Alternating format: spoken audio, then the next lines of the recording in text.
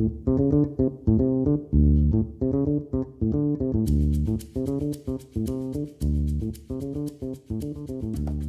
was the prep like when you're on Naked and Afraid? What was the prep like before you take vaccines and stuff like that? Obviously.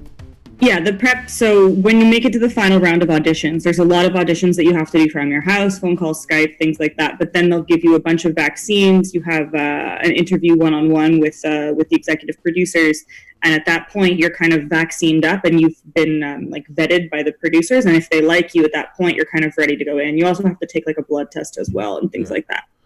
That's good. So we're with Lauren Fagan from Naked and Afraid. She was on this season. She just told us about how she was almost attacked by an elephant. But you were attacked by attacked. I guess you were hunted by a few lions there. That must have given you a little bit of a scare also, right?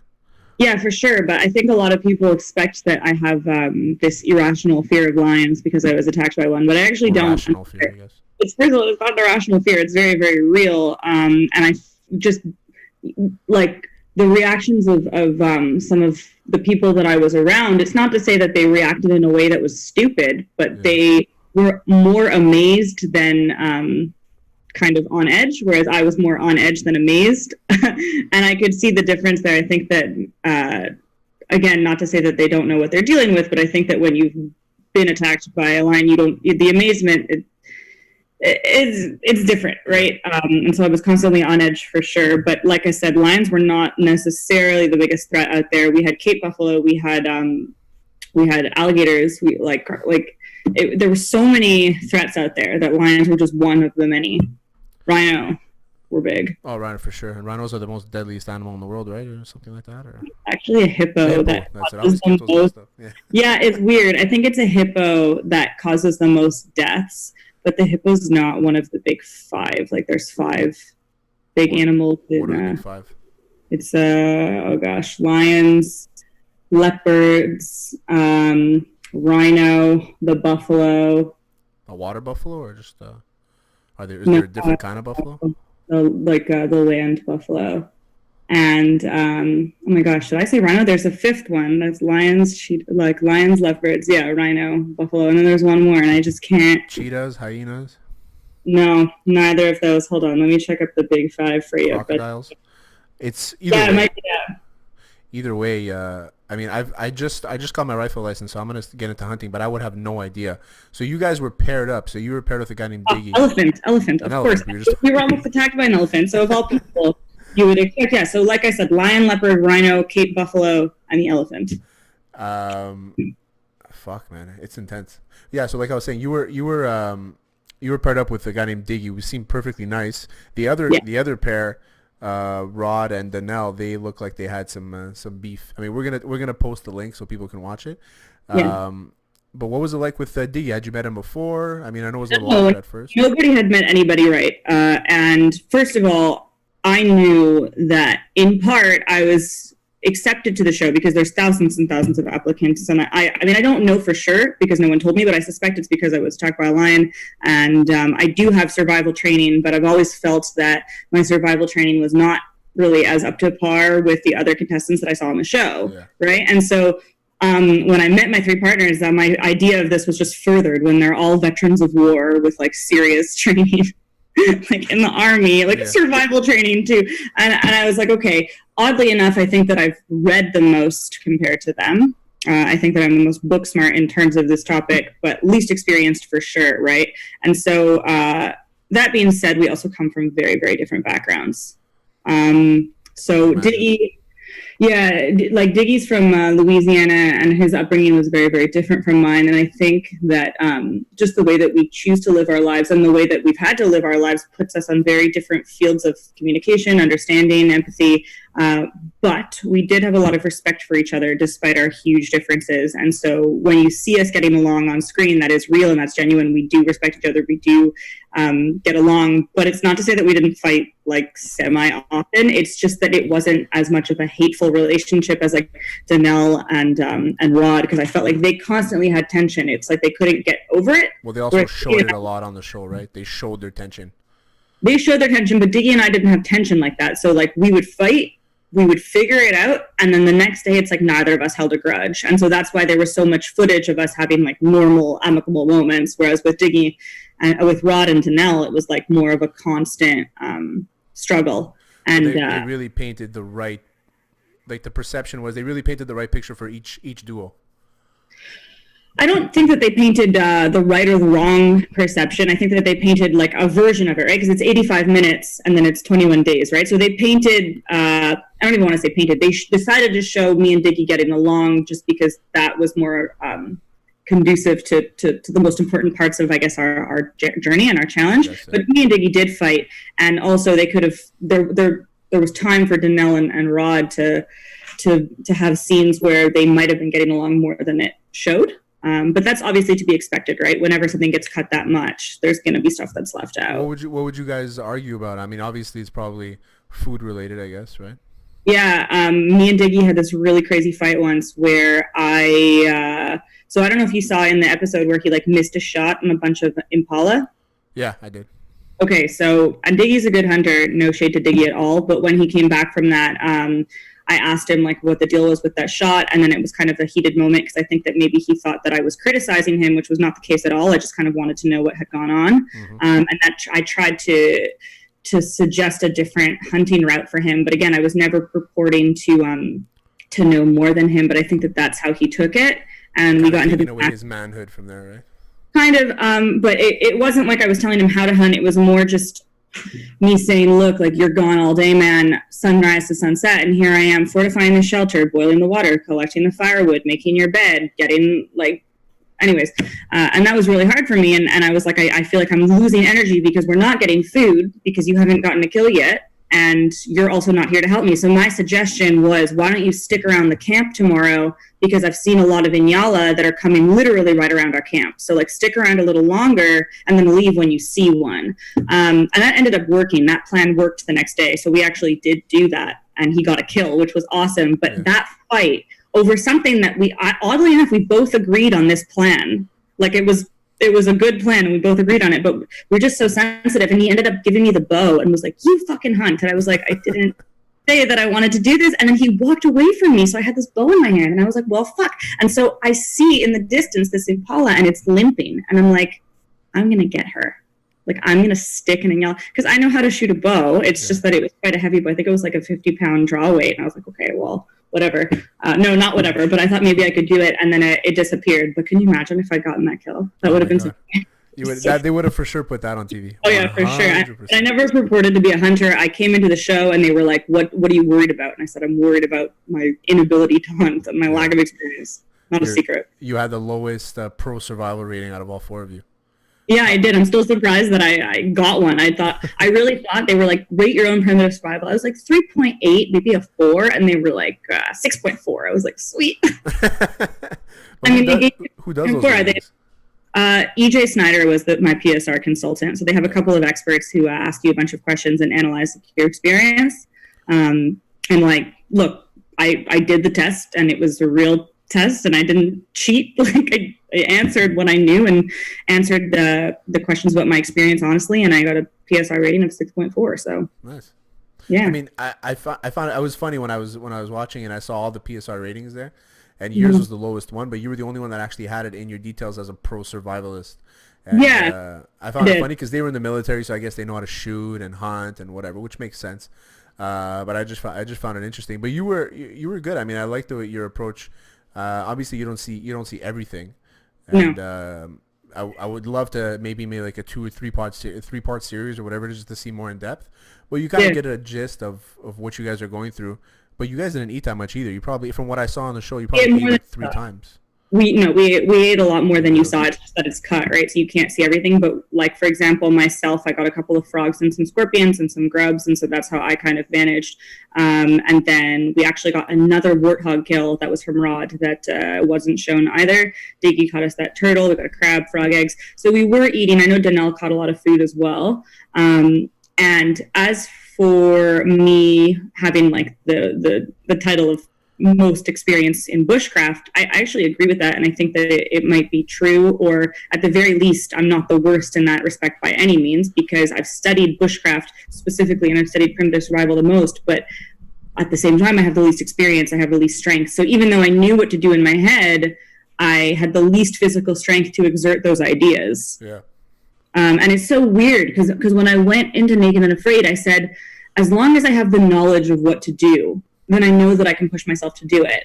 But when you're out there, it's like not worth it. Like you have no calories, you're going to vomit, you get up, you feel dizzy. You're like, oh, I'll just, build a lean-to and like build a firewall that will nicely go over. Why don't I build a chimney? Let's build a mud hut. Like none of that is going to happen once you're out there. And it's so funny because I spent all this time learning all this knowledge. I didn't put it to use at all. I did put some of it to use. Unfortunately, it wasn't shown. Like, for example, I did a bunch of shelter fortification, little things that I wish would have been shown. I made these really awesome shoes. They looked like really nice flip-flops. Like I was going to ask you about those shoes, yeah. Yeah, so I made, you saw the Inyala shoes that we made with the hide. Yeah. So that was the last pair of shoes that we made. But before that, whenever Iggy would hunt, he always was wearing my shoes. And I took a lot of pride in making those. Obviously, they'd fall apart because I was making them with vines and foliage and bark. But they were good shoes. And they were something that I taught myself before the show. So like just little things like that. It's not the only thing, obviously, but I wish they would have shown that a little bit more. Yeah. By the same token, what they did show, I mean, you saw me in there, right? So it did happen. It's just limited. So you had to eat scorpion? What was that like? Just like steak. It's kind of salty. Okay.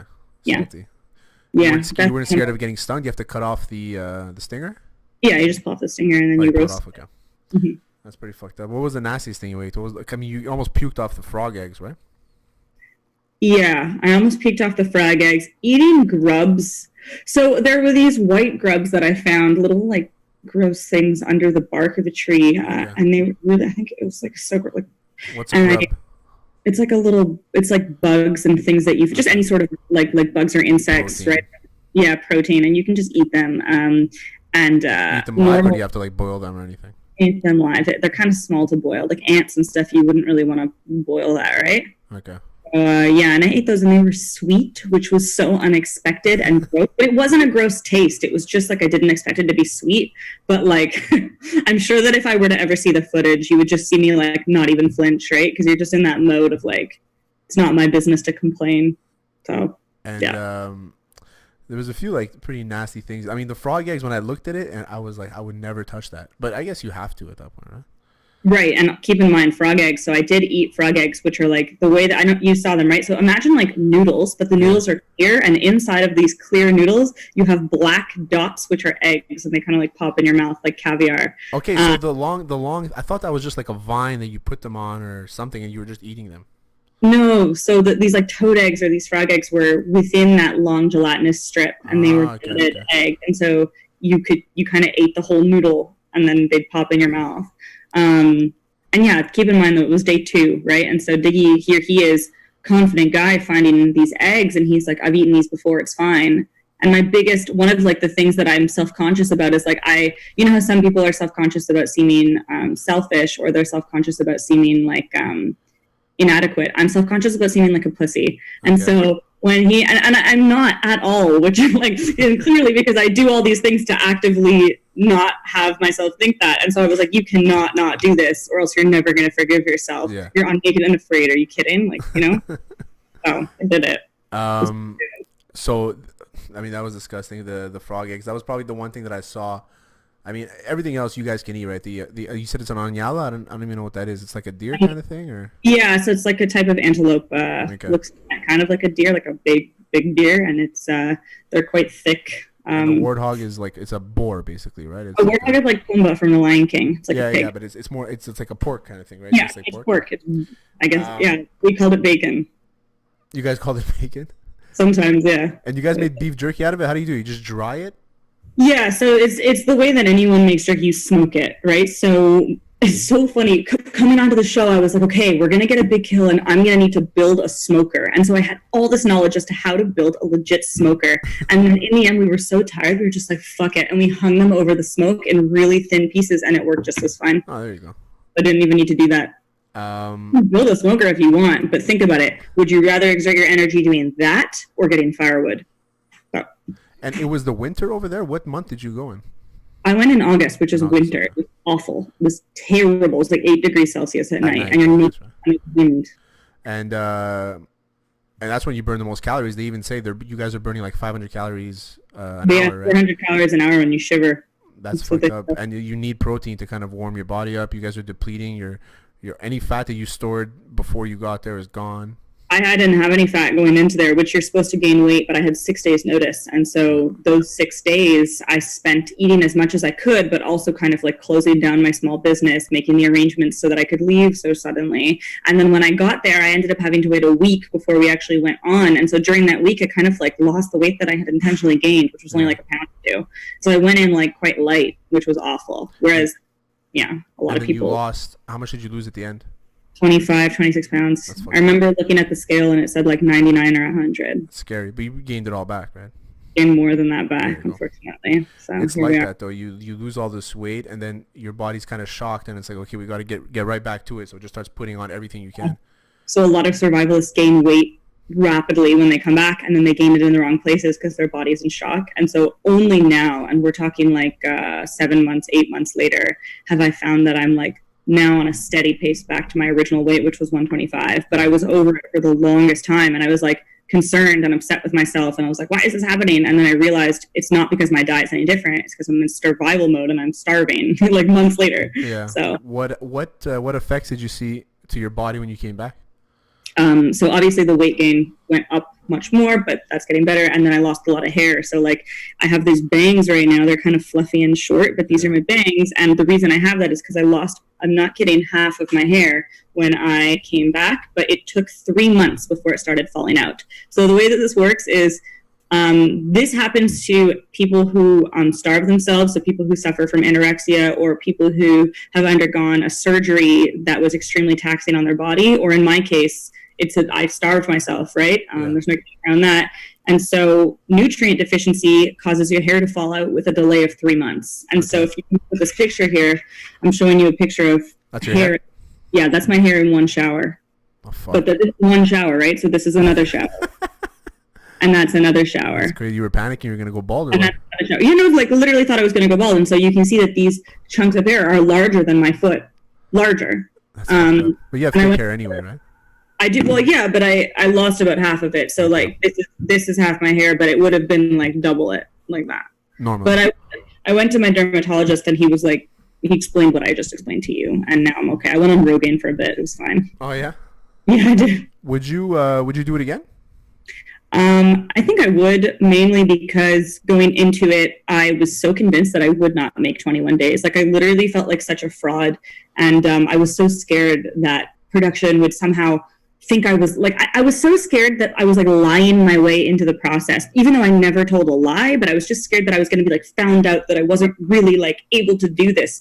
And I talked about this concern of mine to the producers so often. And at a certain point they were like, Lauren, you need to shut up. Like you are more than capable. We've seen what you can do. Like if you don't want to do it, we're not going to make you do it, but we're telling you that you're qualified. And for fuck's sake, they were right? Maybe it was my partners in part, but the fact is that people have had better partners than me and not made it. And so that definitely says something to my character and to my ability to survive, both mentally and to keep it up physically. Even though I do feel like I was the weakest, I was still able to keep up with them physically in the sense that I was consistently working, maybe not bringing back as much wood as the guys, but still bringing back wood every time that they did, or as much as I could on a consistent basis. And because of that, I think that, do I think I could make the XL challenge, which is 40 days? Absolutely not. I don't think I could do it, but I didn't think I could make this. So who am I to judge what I can't do? Right? Exactly. I mean, I would never be able to do it. I mean, I say I wouldn't be able to do it, but I can't picture myself. We're stuck in a quarantine here and I'm losing my mind. Imagine if I'm stuck in a quarantine in South Africa. You say you could never do it. So I said that too, hence why I never would have applied for the show, but they found me because I'm a lion attack survivor and they found me through that mean. Oh, okay. And they said, hey, we think that you have an interesting story. Do you happen to have any background in primitive survival? Because one of your friends actually nominated me. One of my friends nominated myself. And I said, yeah, I have some background, but it's not much. And so, like, imagine you really admire primitive survival, right? You like the show, and they call you. You're not going to say no. You're going to say, okay, like, I'll do a phone call. And especially since you're scared of being a pussy, you're like, fuck, I'm not going to say no. Exactly. I want to be opportunistic. And it's also like denial, right? I didn't think that they'd actually take me. And the audition process takes like months and months. For me, it took 8 months before I was there you go. or accepted. And so, yeah, I think it was just me kidding around, being like, sure, I'll do a Skype interview with you. And then suddenly I was like, sure, I'll go to LA. But I was like, wait a minute. This is weird. And then at a certain point, you kind of realize like it's not a joke anymore. You're actually like they're really interested in you, and they're spending their time and resources on trying to get to know you and assessing you. And I listen. In my head, I was like, if I can pass their assessments, I'm going. Would you, out of those three that you went with, Rod, Donnell, and Diggy, who's the one person you would do it again with if you had to be paired up? Donnell for sure. Mainly because she was the best at communicating with me. So I went through a lot of depression out there, and she was the best at handling it. She was the best at telling me when it was affecting her. I was also the best at communicating with her feelings and seeing how she was feeling, whereas the boys, not like Rod, not at all. And then Diggy and Donnell were close, but I found that with Diggy, like he wasn't a very sympathetic person towards my feelings. We had a lot of trouble with communication. He's the kind of guy where, although he's very likable and we had some respect, he's like humor or frustration, you know, or at least that's how it was with me. And I felt like we couldn't get past that. And of course, I'm going to react poorly to that as well, right? Yeah. So it's just, it wasn't good. And I think that Donnell has a ton of experience, but I did rely on the men quite heavily for their physical strength. That was really, really important out there, and their hunting skills. And so one of the funny moments of the show was when she had to remove those tics out of your ass. Yeah. Yeah. Okay. So basically, I'll tell you the story. That's what it's a conversation starter. It's for sure. Yeah, no, for sure. And I'm sitting down and like my butthole's itchy and I'm like, this is so weird. And I knew that like we had tics out there, so I was like, no, there's no way. And tics are what? They're like ants? What are they? Tics, they're like around the size of an ant, but they're kind of circular, and they suck onto your skin and they give you Lyme.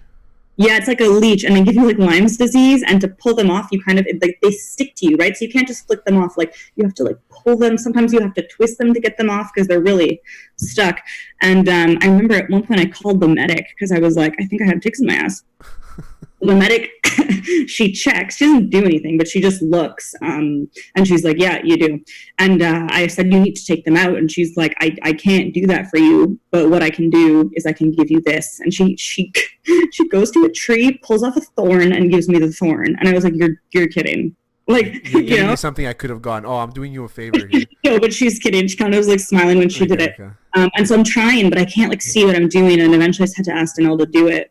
And she couldn't do it because it's part of the show kind of thing? Like, I think it's because it wasn't like you don't want intervention unless you're willing to tap out. They try and keep non-tap out intervention to an absolute minimum. Like you can see sometimes they'll intervene in certain episodes, but in my episode they were trying not to, right? And this was something that Donnell could have done, so why would they step in if they don't have to? It's kind of not the spirit of the show. I was watching with my girlfriend, and she was like, how many people are there? I'm like, I think they have like a team.